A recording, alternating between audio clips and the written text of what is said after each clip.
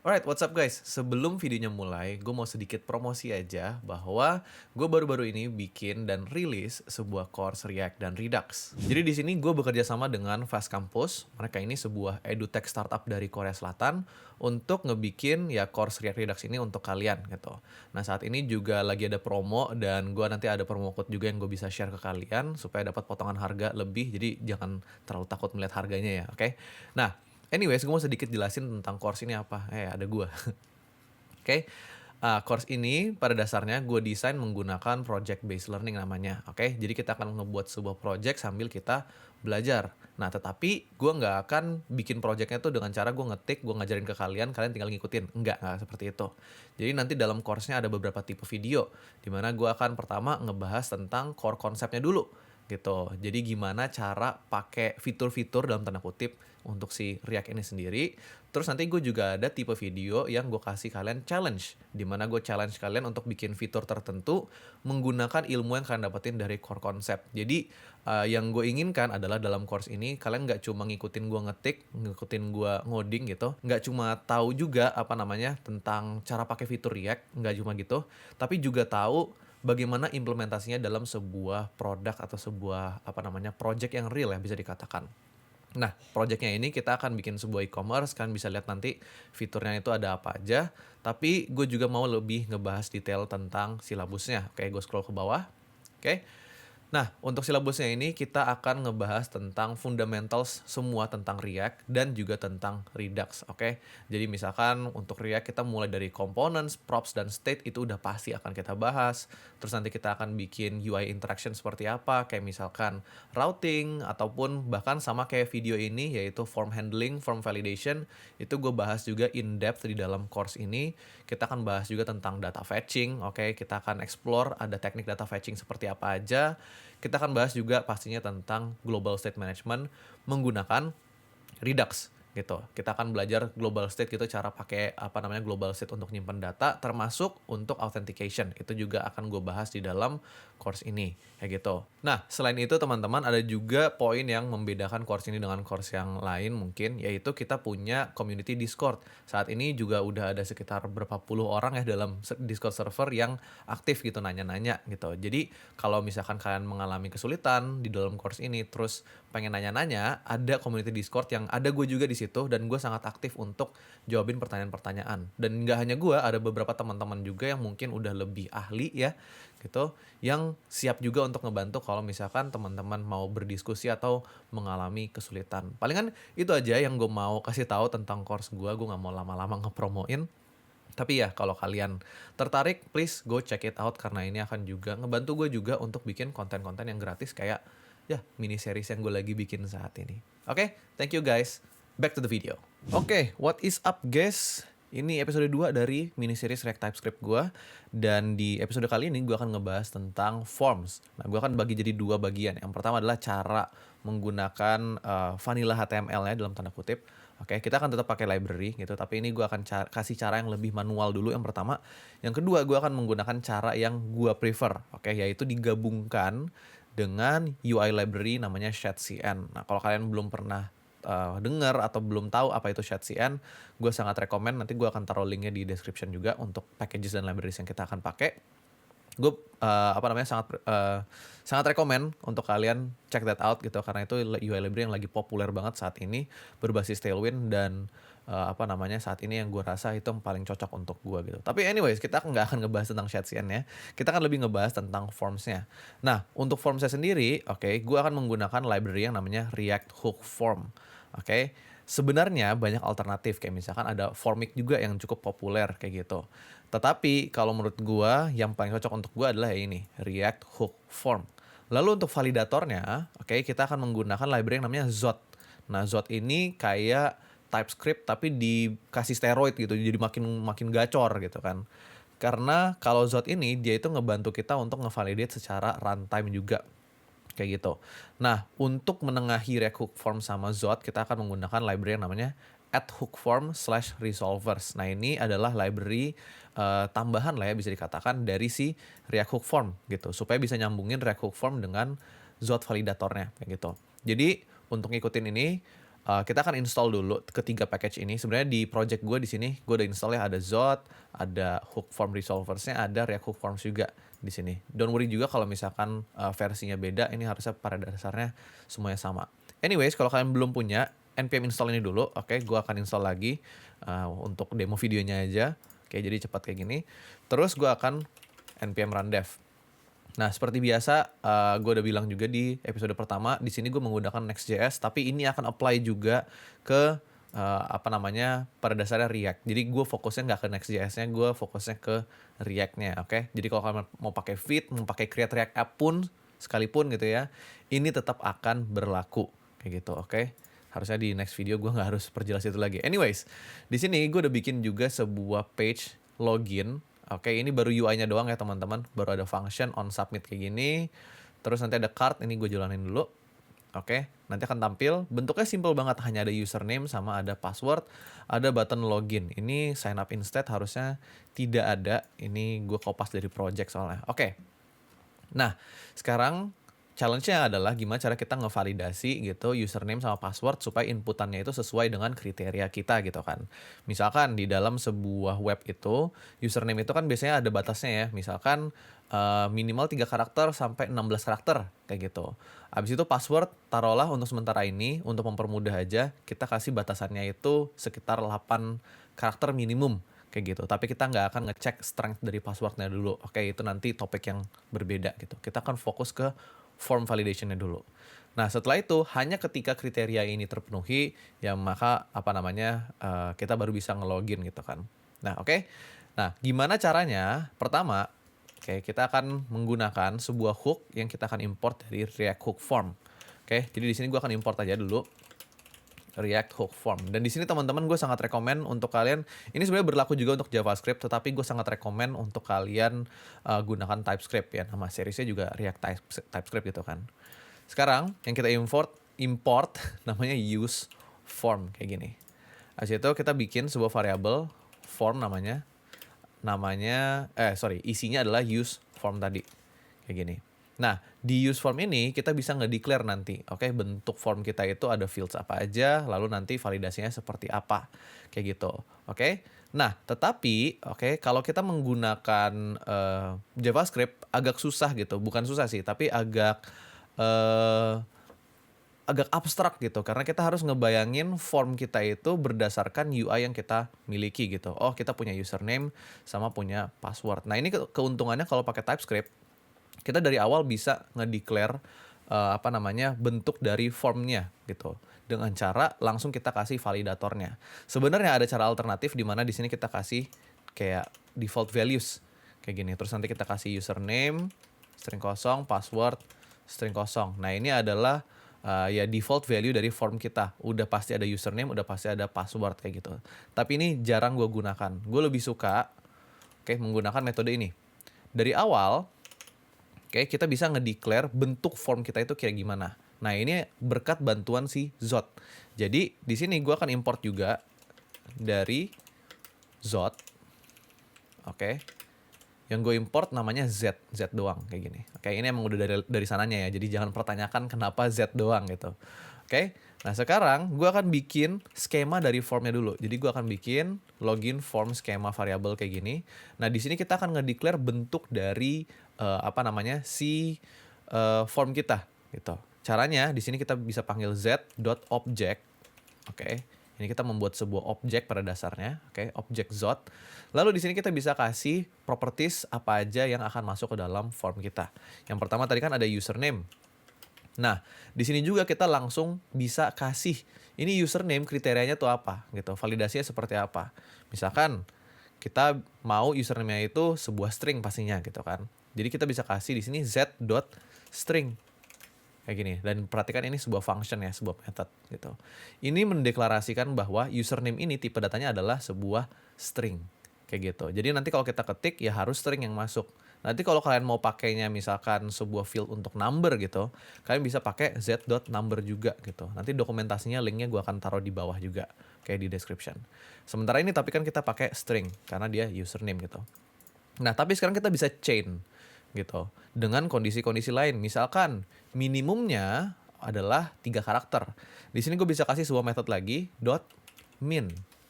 Oke, di sini kita bisa kasih minimum length-nya, terus message-nya kalau terjadi sebuah error.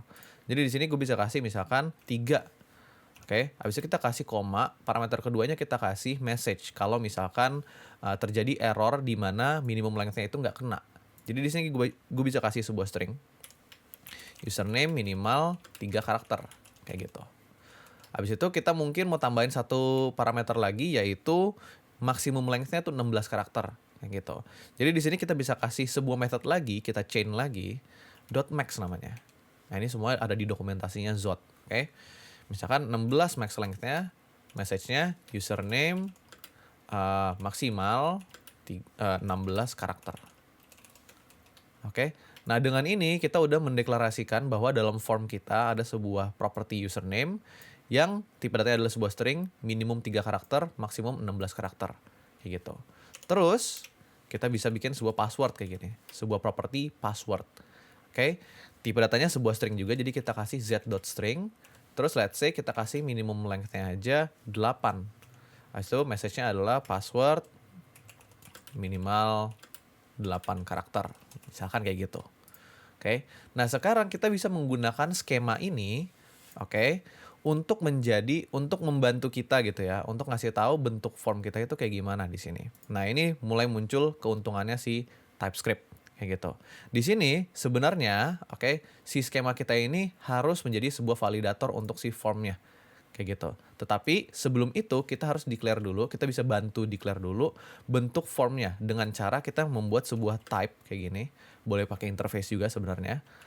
Login form schema. Isinya adalah, nah bentar ini sebelum ke isinya, ini nggak apa-apa ya, namanya tuh sama, ini login form schema, di sini juga login form schema, karena ini adalah sebuah type, dan biasanya kalau type itu kan diawali dengan huruf kapital juga.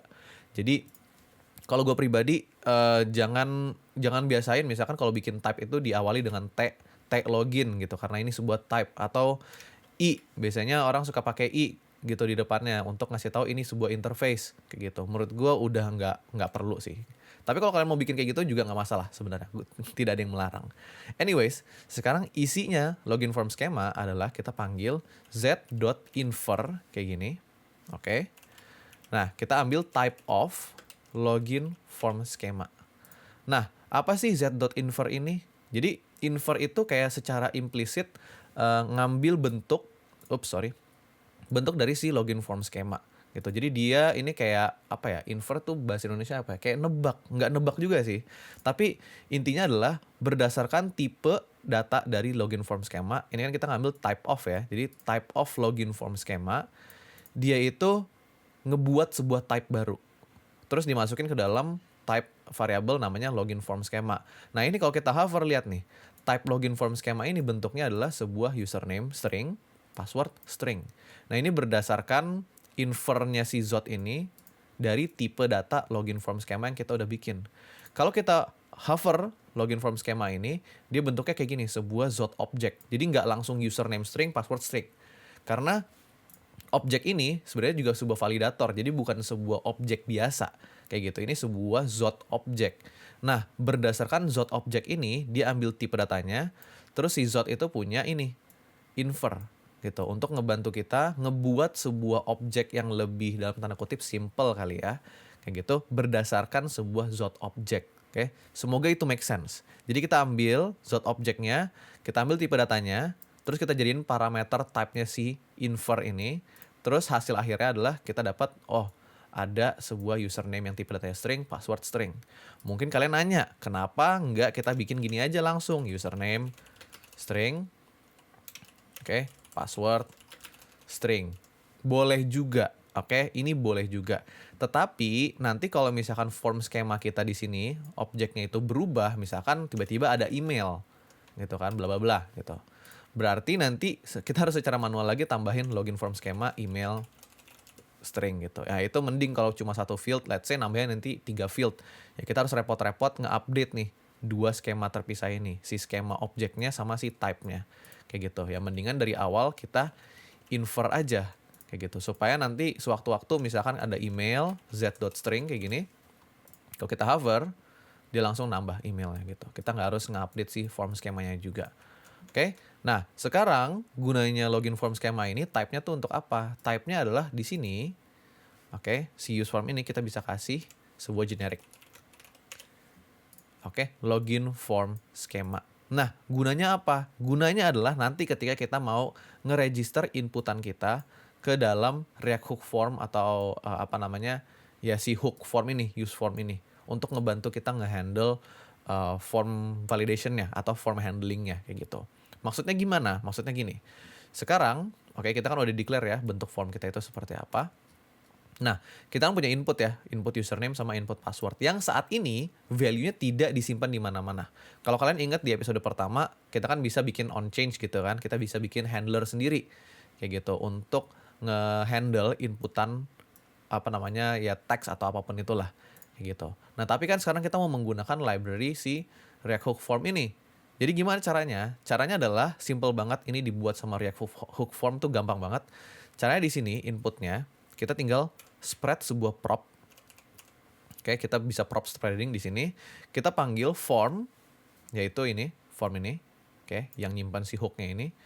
Form.register. Kayak gitu. Nah, register ini untuk yang ngeregister gitu, inputan kita supaya kayak ya dari namanya, diregister atau didaftarin supaya bisa dihandle oleh si form ini. Kayak gitu. Lalu, kita kasih nama propertinya. Jadi ini kan username untuk username dan kita tahu ada properti namanya username di sini. Ya udah di sini kita kasih sebuah string ngasih tahu bahwa inputan ini kita daftarin untuk properti username. Lihat ada suggestion-nya ya, username. Nah, ini yang bagian penting. Ini yang gue mau highlight untuk apa namanya advantage dari TypeScript. Di sini teman-teman, kalau kita nggak kasih type-nya, kalau kita pakai JavaScript murni bisa, boleh. Kayak gini. Dan ini nggak akan ngebug. Bukan register, tapi username. Tapi kalau kalian perhatikan di sini, kalau gue minta suggestion, nggak ada suggestion sama sekali. Karena apa? Karena di sini kita nggak tahu type atau bentuk formnya itu seperti apa. Kayak gitu. Nah, ini keuntungannya menggunakan TypeScript. Kayak gitu. Kita kasih login form schema.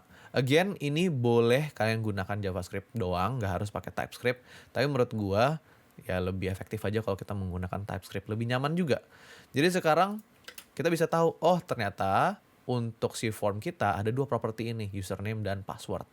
Untuk yang field ini, ya gue mau daftarin atas nama properti username. Kayak gitu. Udah selesai. Nanti di dalam form kita bisa ngambil apa namanya value dari inputan kita. Nah ini tinggal kita register juga untuk password. Jadi kita spread form.register password.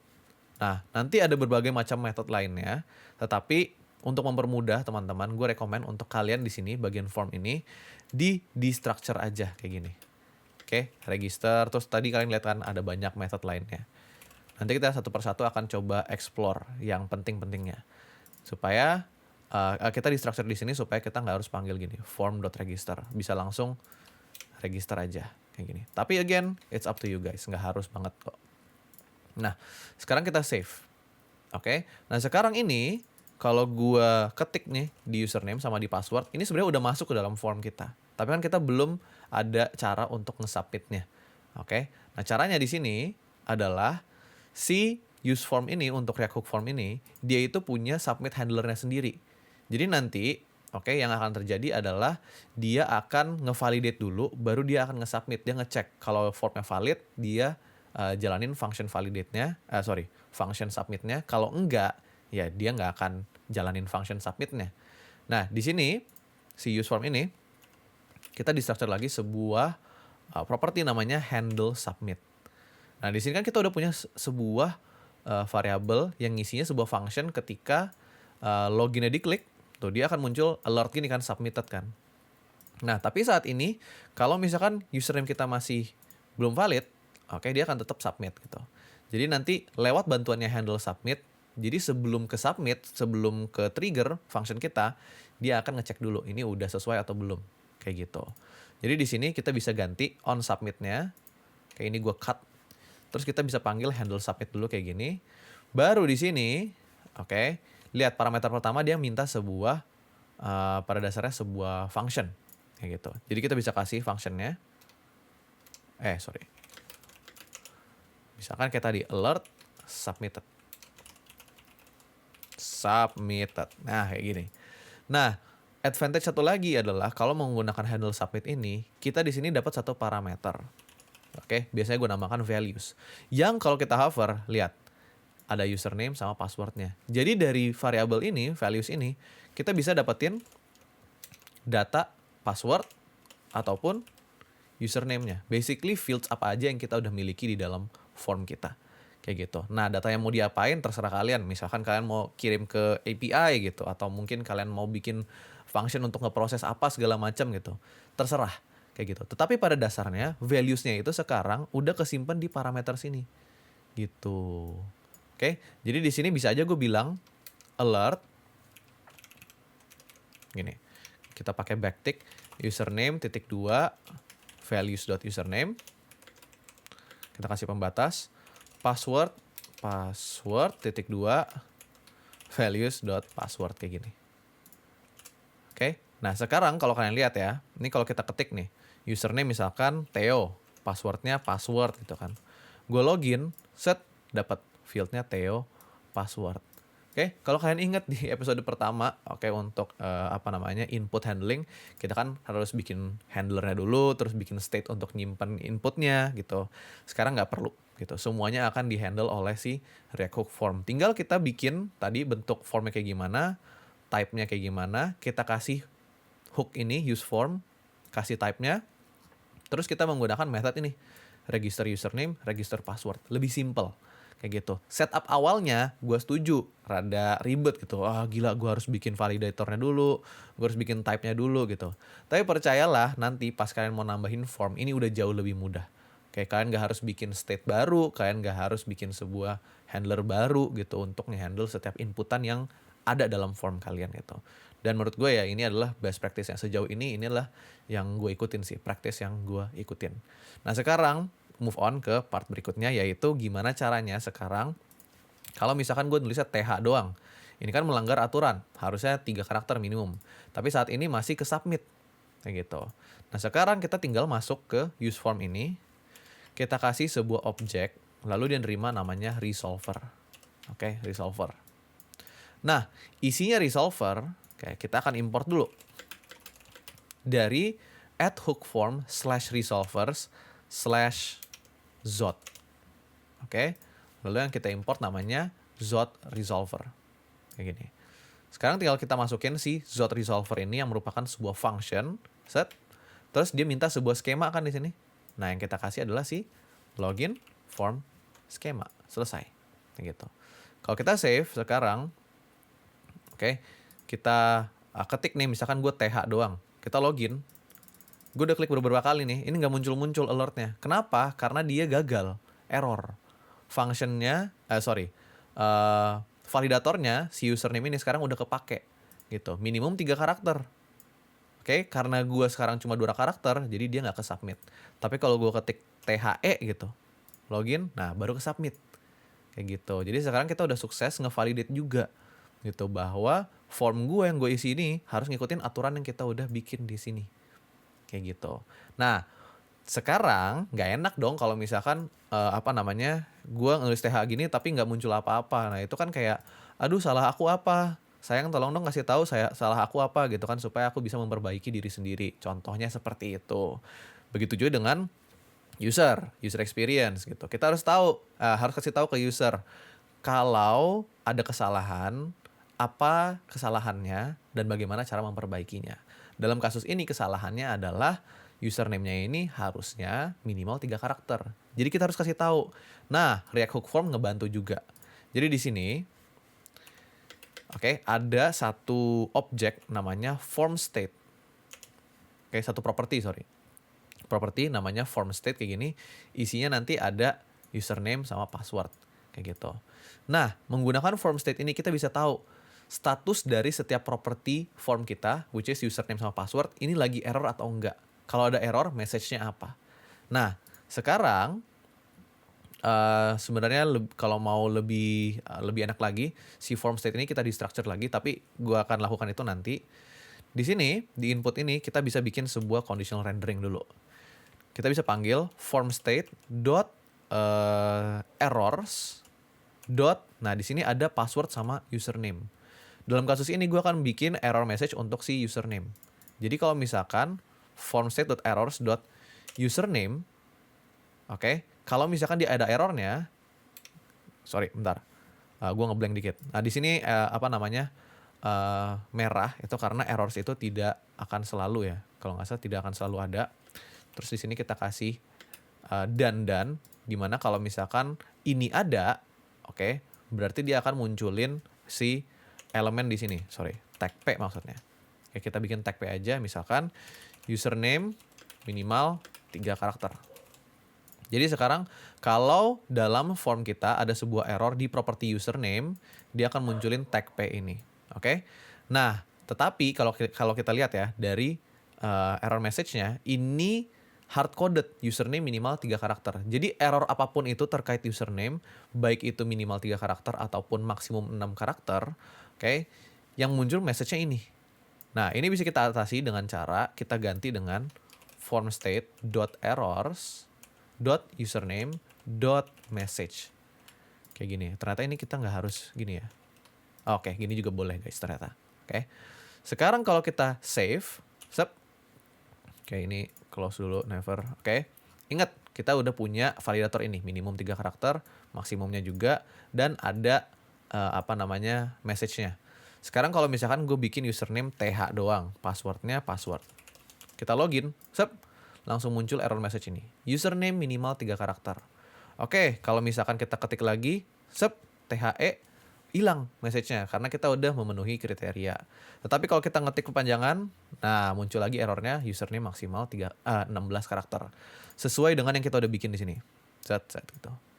Gitu, oke. Nah, ini kalau mau lebih proper lagi si P-nya bisa kita kasih class name text red 500 misalkan. Jadi merah kayak gitu. Oke? Kira-kira gitu. Nah, sekarang kita bisa lakukan juga untuk si password. Jadi di sini kita copy paste saja. Tapi kita ganti ini untuk errornya password. Kayak gitu. Terus kita di sini ganti message dari errornya password. Oke, kita save. Kita refresh dulu ya. Oke, username-nya misalkan sesuai Theo. Passwordnya tapi 1234 doang nih. Login. Oh, nggak bisa. Passwordnya minimal 8 karakter. Oke, 1234 lagi. Udah 8 karakter, bisa login. Kayak gitu. Oke, enak kan? Simple banget gitu menggunakan React Hook Form. Oke, kita gabungin juga dengan sedikit TypeScript. Oke, untuk ngebantu kita ngehandle form kita. Dan gak hanya ngehandle tapi juga ngebantu ngevalidasi. Kayak gitu. Nah, untuk on submit di sini kalian mau ngapain terserah kalian. Oke, kayak tadi gue bilang mau manggil API kayak mau ngapain kayak terserah. Kayak gitu. Tapi pada dasarnya sekarang kita udah sukses untuk bikin form validation menggunakan React Hook Form dan sedikit TypeScript dan menggunakan Zot. Ini yang penting juga. Oke, menggunakan Zot untuk validatornya. Oke. Nah, tapi kalau kalian lihat di sini kan memang ada beberapa hal-hal yang kita harus tambahin secara manual ya. Kayak kita ngehandle errornya ini secara manual. Kita bikin conditional rendering kayak gini. Kadang-kadang males juga. Nah, which is why gue lebih suka atau gue lebih recommend kalau kita menggunakan si si ShadCN kayak gitu. Nah, di project ini sebenarnya gue udah tambahin beberapa komponen dari ShadCN. Kalau kita lihat ada components form, input, label kayak gitu. Itu adalah 3 komponen yang wajib kita miliki. Oke, jadi sekarang mungkin kita masuk aja ke bagian kedua, yaitu cara yang gue lebih rekomen untuk gunakan. Oke, ketimbang kita harus secara manual bikin ininya si formnya, bentuknya. Oke, ini secara UI-nya ya. Oke, ini lebih enak kalau kita menggunakan components dari si ShadCN karena udah lengkap, udah ada description, udah ada form message-nya kayak gitu. Kalau ada error nanti dia yang bantu untuk ngehandle, tampilannya juga udah cakep banget kayak gitu. Dimana di sini kan gue masih menggunakan classes dari Tailwind juga ya gitu. Oke. Sekarang langsung aja kita move on ke part yang kedua. Alright guys, nah di sini gue udah buka dokumentasi dari ShadCN. Kalau kalian mau cek juga, gue udah taruh linknya di description. Oke, silahkan cek dulu. Gue nggak akan bantu kalian untuk proses instalasinya karena nanti panjang, topiknya jadi berubah. Oke, kalau kalian mau tahu cara install gimana, ya masuk aja ke installation, terus pilih kalian pakai yang mana. kayak gitu. Gue pakai Next.js, jadi gue ikutin step by step proses ini, kayak gitu. Nah, kalau udah selesai, harusnya nanti kalian di project kalian itu punya sebuah file namanya ini, components.json. Nah, kalau udah ada ini, harusnya udah aman gitu project kalian. Oh ya, Shadcn itu juga menggunakan Tailwind ya. Oke, jadi kalian juga harus bikin Tailwind configuration dulu, setup Tailwind juga kayak gitu. Tapi kalau kalian menggunakan Next.js, misalkan di sini ada template untuk TypeScript dan Tailwind sekaligus. Kayak gitu. Jadi harusnya kalian nggak harus setup lagi. Oke, intinya adalah mau pakai Shadcn, silakan ikutin dokumentasinya. Kita nggak akan bahas di dalam episode ini, kayak gitu. Nah, yang gue akan bahas adalah mulai dari nambahin komponennya. Karena Shadcn itu kan nggak langsung nge-install components ya. Kayak kita harus comot komponen satu persatu sesuai dengan kebutuhan kita. Yang kita butuhin itu hanya form sama input. Jadi di sini untuk form, oke, kita akan scroll down ke bagian installation sini. Oke, di sini kita copy paste aja nih komennya. Ini gue copy. Sebenarnya ini udah gue lakukan ya, tapi ini untuk kalian aja. Ini di copy, untuk form. Oke, ini gue kecilin dulu. Gue terminal, gue matiin dulu, sep. Oke, kita clear dulu biar lebih kebaca. Ini gue paste, sep. Oke, jadi di sini kita nambahin satu komponen namanya si form. Nah ini kalau nggak salah dia sekaligus nge-install React Hook Form sama Zot. Tapi kita sebenarnya nggak penting gitu karena kita udah ya install secara manual gitu kan. Oke, kalau nggak salah ya dia langsung install. Kalau nggak ya udah install manual aja. Nah, selain kita nambahin form, kita juga akan kasih spasi untuk nambahin satu komponen lain yaitu input. Kayak gini. Oke, ini kalian enter aja, sep. Harusnya sekarang, kalau ini udah selesai ya, kalian buka ke foldernya, ini tungguin aja by the way, di components, terus ada folder UI nanti dibikinin, terus akan ada ini, form dan input. Kayak gitu. Nah, di sini gue ditanya nih, oke, komponen form already exist, mau gue override atau enggak? Nah, gue no aja gitu. Oke, ini komponen input juga udah exist, mau gue override atau enggak gitu. No aja, kayak gitu. Oke, karena gue udah install ini sebelum tutorial ini. Harusnya sekarang udah ada dua komponen ini ya, form sama input. Nah, kita akan menggunakan kedua komponen itu teman-teman. Jadi di sini gue tutup dulu Explorernya, lalu gue mau npm run dev lagi. Alright, kita balik lagi ke sini. Nah, sekarang kita akan melakukan sedikit refactoring. Oke, di bagian UI-nya ini. Jadi di sini sekarang gue sambil buka dokumentasinya juga karena jujur suka lupa. Nah, tapi intinya bentuk dari komponen kita yang tadinya isinya ya lebih ke HTML yang lebih murni ya. Kayak misalkan ada div, label, input, terus kita harus bikin conditional rendering untuk message-nya. Kita bentuknya nanti kira-kira kayak gini. Oke, bentuknya kayak di kanan ini nih. Jadi kita samain aja dulu, oke. Bang, nyontek lu bang, nggak apa-apa. Ini namanya ngikutin dokumentasi. It's okay guys. Gue juga suka lupa soalnya bentuknya kayak gimana. Jadi anyways, di sini tadi untuk si username gue udah hapus. Terus kita akan ganti dengan sebuah form field. Nah kalau kalian lihat di sini gue auto import ya. Oke, karena gue males import manual, jadi gue auto import aja dari folder components UI form. Tap, gini. Nah, lihat dia self-closing tag kayak gini. Isi propnya tapi lumayan banyak. Nih. Mulai dari control. Nah, control ini harus kita kasih form.control. Tetapi karena di sini kan kita udah di structure ya. Jadi kita kasih aja gini, control. Siap. Kayak gitu. Oke. Terus kita kasih di sini control. Oke. Name-nya adalah propertinya. Properti form field yang ini mau masuk ke properti apa? Username atau password kayak gitu. Jadi kita kasih name sama dengan, lihat ya, ada username, ada password. Kita kasih username kayak gitu. Terus ada komponen render. Nah, komponen render ini adalah sebuah function yang nanti akan nge-return. Oke, komponen yang akan tampil untuk field ini. Kayak gitu. Oke, kalau kalian lihat agak beda dikit karena di sini dia pakai kurung biasa ya. Jadi langsung return. For clarity, gue akan ngebantu kalian biar lebih jelas ngeliatnya gitu ya. Kita pakai return gini aja. Oke, terus isinya adalah form item. Ada form label. Kita kasih username, ini labelnya formnya, nggak terlalu penting dijelasin. Nah, di sini ada sebuah form control. Baru di dalamnya kita kasih inputan yang kita mau gunakan. Nah, di sini kita bisa pakai input biasa kalau nggak salah ya. Tapi recommended kalau kita pakai input dari si shadcn, which is yang gue import dari sini ya, components UI input. Jangan dari post CSS, jangan dari post CSS lib input, oke? Components UI input. Kayak gini. Habis itu di render ini kalau kalian lihat ya, ada sebuah property, ada sebuah parameter maksudnya yang bisa kita destructure, field, terus ada field state juga. Nah, ini sekarang field ini itu kayak registernya gitu. Jadi di sini di inputnya tinggal kita spread si field kayak gini. Oke.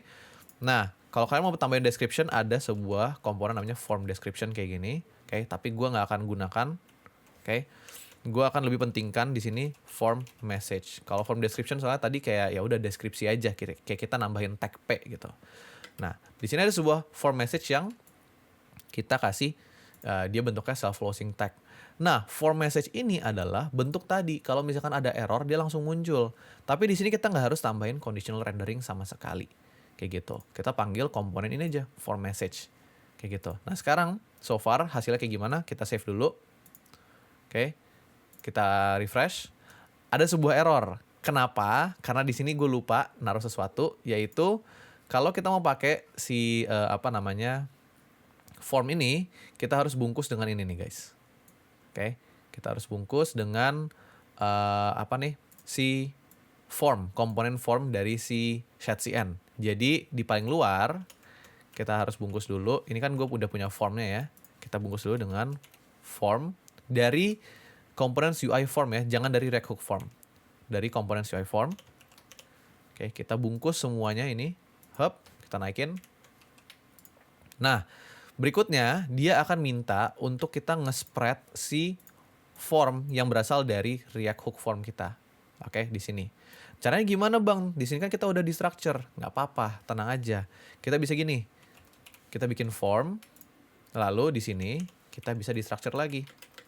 Form. Apa aja tadi yang kita udah structure? Handle submit, terus apalagi tadi control, terus apalagi tadi register sama form state. Tapi ini kan udah kita nggak akan gunakan ya, jadi kita akan hapus. Oke, kita akan ganti menggunakan form field untuk si password kayak gitu. Jadi sekarang karena kita udah ada variable form ini yang isinya adalah dari use form, si form yang dari components UI form ini kita tinggal spread form. Selesai. Sekarang untuk password, oke. Password kita hapus aja. Hop. Kita copy ini form field, paste. Oke, tapi kita ganti name-nya ini password. Form labelnya password. Kayak gitu. Ini kenapa ada error? Iya, password. Oke. Type-nya jangan lupa kita kasih juga type dia bukan di sini tapi nanti di inputnya type-nya password. Gini. Kita save, hop. Lihat hasilnya sama aja gitu. Tapi kalau kalian lihat ada penampilan yang beda dikit karena ini adalah default styling dari si form label sama basically komponen form yang kita gunakan, tapi sifatnya sama gitu. Di sini kalau kita kasih username Theo, passwordnya password, kita login, hop, akan login, muncul. Nothing's different gitu. UI-nya doang mungkin beda dikit kayak gitu, sama penulisan kodenya beda dikit, tetapi yang penentunya juga adalah di form error handlingnya. Di sini kalau gue kasih TH doang, nah lihat nih, oke, ini kan gue melanggar aturan. Kalau gue refresh dulu ulang ya, TH terus gue login, sep. Nah ini username sama passwordnya kan melanggar aturan. Lihat secara otomatis labelnya merah kayak gini, lalu ada message. Padahal di sini kita nggak ngasih conditional rendering apa-apa, cuma berkat si form message aja. Kayak gitu. Password misalkan 1234. Tuh, masih error. Lihat errornya secara otomatis ganti. Yang tadinya required, oke, gue nggak bisa tunjukin lagi. Tapi yang tadinya required, jadi password minimal 8 karakter. Hilang ketika kita udah ngasih bentuk value yang udah lebih sesuai. Ini juga Theo misalkan, hilang. Tapi kalau kita tambahin lebih dari 16 karakter, langsung muncul lagi message-nya. Dan kita nggak harus ngasih conditional rendering apa-apa, semua di-handle oleh form message. Labelnya pun, untuk ganti dia yang tadinya tulisannya hitam jadi merah kayak gini, kita nggak harus handle apa-apa kayak gitu. Dia yang akan bantuin bikin kayak gitu, si Shatsian gitu. Oke, jadi again sebenarnya kalian boleh menggunakan cara yang manapun. Oke, kalau gue pribadi gue selalu menggunakan cara ini. Tapi mungkin nanti kalau kalian di dalam sebuah project gitu, kalian kesepakatannya ya gue mau pakainya Bootstrap atau gue mau pakai material UI, mau pakai Chakra atau apapun itu, ya nggak mungkin bisa menggunakan cara ini gitu kan.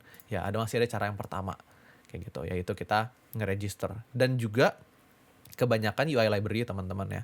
Oke, kalau kalian coba cek nanti dokumentasinya tentang form handling, biasanya bisa diintegrasikan juga dengan ya library seperti ini.